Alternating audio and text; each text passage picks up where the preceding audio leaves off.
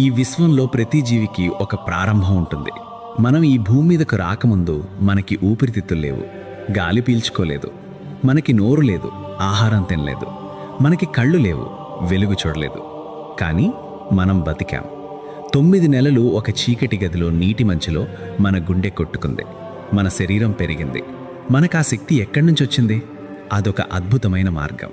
అదే నాభి. మనం పుట్టగానే డాక్టర్లు బొడ్డు పేగును కట్ చేసి ఉండొచ్చు, కానీ ఆ మచ్చ వెనుక దాగి ఉన్న శక్తిని మాత్రం ఎవ్వరూ కట్ చేయలేరు.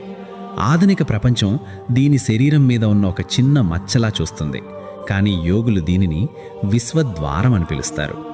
ఆయుర్వేదం దీనిని ప్రాణ కేంద్రం అని పిలుస్తుంది. పురాణాలు సృష్టికర్త అయిన బ్రహ్మదేవుడు మహావిష్ణువు యొక్క నాభి నుండి ఉద్భవించాడని చెబుతున్నాయి. అసలు ఈ చిన్న బిందువులో దాగి ఉన్న రహస్యం ఏంటి? మీ ఆరోగ్యం, మీ ఎమోషన్స్, మీ విజయం, చివరికి మీ ఆయుష్ కూడా ఈ నాభి మీదే ఆధారపడి ఉన్నాయి. రండి, ఈరోజు మన శరీరం మధ్యలో ఉన్న ఈ మాయా కేంద్రంలోకి ప్రయాణిద్దాం. ఇది నాభిమండల శాస్త్రం. ఈరోజు మనం మాట్లాడబోయే టాపిక్ కేవలం ఆరోగ్యం గురించి మాత్రమే కాదు, ఇది మన ఉనికి గురించిన టాపిక్. ఈ వీడియో కోసం మేము ఎన్నో పురాతన గ్రంథాలు, మోడర్న్ రీసెర్చ్ పేపర్స్ పరిశీలించి ఈ స్క్రిప్ట్ తయారు చేశాం.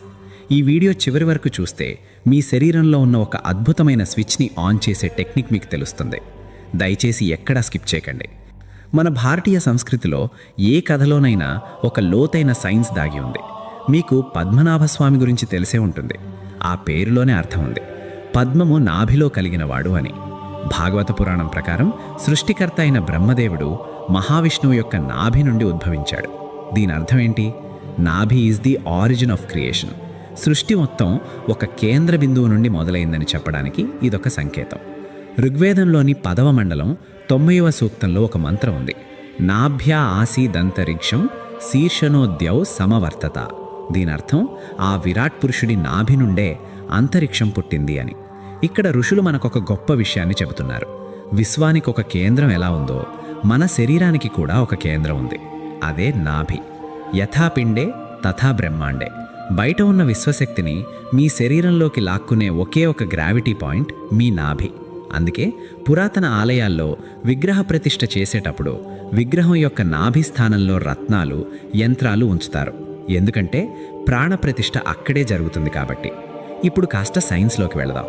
ఒక తల్లి గర్భంలో పిండం ఏర్పడినప్పుడు మొట్టమొదట తయారయ్యేది మెదడు కాదు, గుండె కాదు, అది బొడ్డు పేగు కనెక్ట్ అయ్యే ప్రాంతం. అక్కడి నుండే ఆహారం వెళుతుంది, ఆక్సిజన్ వెళుతుంది.